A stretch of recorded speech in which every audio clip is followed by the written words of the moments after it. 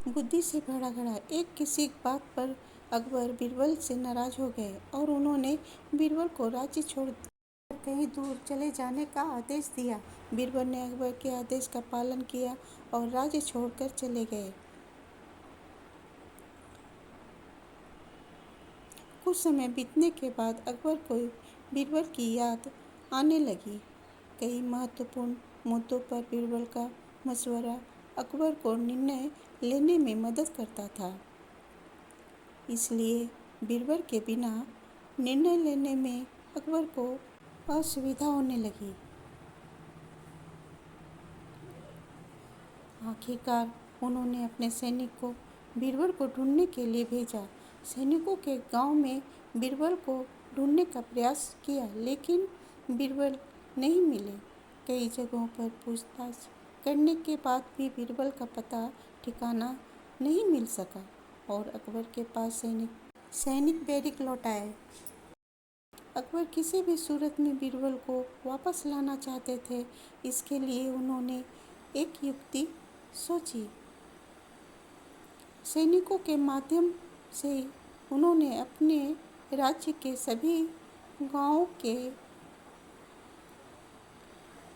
मुखियाओं को संदेश भिजवाया। संदेश इस प्रकार था: एक माह के भीतर एक घड़े बुद्धि भरकर उस घड़े के साथ दरबार में उपस्थित हो। ऐसा ना कर पाने की स्थिति में बुद्धि की जगह घड़े में हीरे जवाहरात भर कर देना होगा। अकबर का ये संदेश सैनिकों द्वारा गांव-गांव में प्रसारित किया गया। एक गांव में बीरबल भेष बदलकर एक किसान के खेत पर काम किया करते थे। जब उस गांव के मुखिया को अकबर का ये संदेश मिला तो वो चिंतित हो उठा। उसने गांव के लोगों की सभा बुलाई। अकबर भी उस सभा में उपस्थित हुआ। गांव के मुखिया ने अकबर का संदेश गांव वालों को दिया। तभी सभी सोच में पड़ गए। तब बीरबल ने मुखिया से आग्रह किया, महाशय, आप मुझे एक घड़ा दे दें। मैं उसे इस महीने के अंत तक उसे बुद्धि से भर दूंगा। मुखिया के पास और कोई चारा नहीं था। उसने एक घड़ा बीरबल को दे दिया। बीरबल वह घड़ा लेकर किसान के उस खेत पर चला गया जहां वह काम किया करता था। वहां उसने कद्दू उगाए थे। उनमें से ही एक छोटे से कद्दू को उठाकर उसने घड़े में डाल दिया। कद्दू अभी अपनी बेल से लगा हुआ था।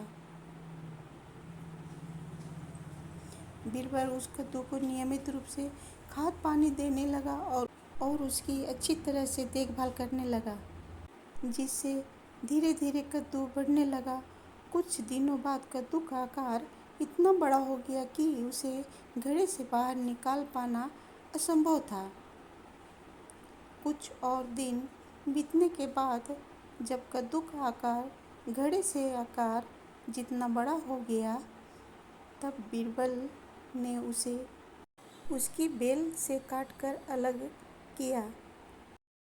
घड़े का मुंह कपड़े से ढकने के बाद वह गांव के मुखिया के पास चला और वह घड़ा उसे देते हुए बोला, यह घड़ा बादशाह अकबर को दे देना और उसे कहना कि इसमें बुद्धि भरी हुई है।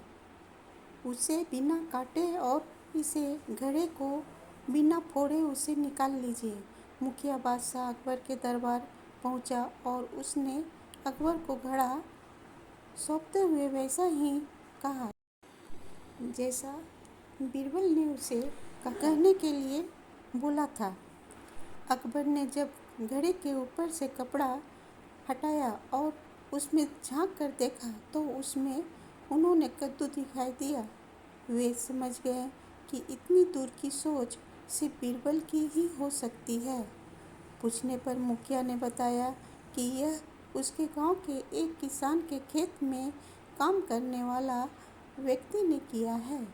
अकबर जान चुके थे कि वे व्यक्ति और कोई नहीं बल्कि बीरबल है।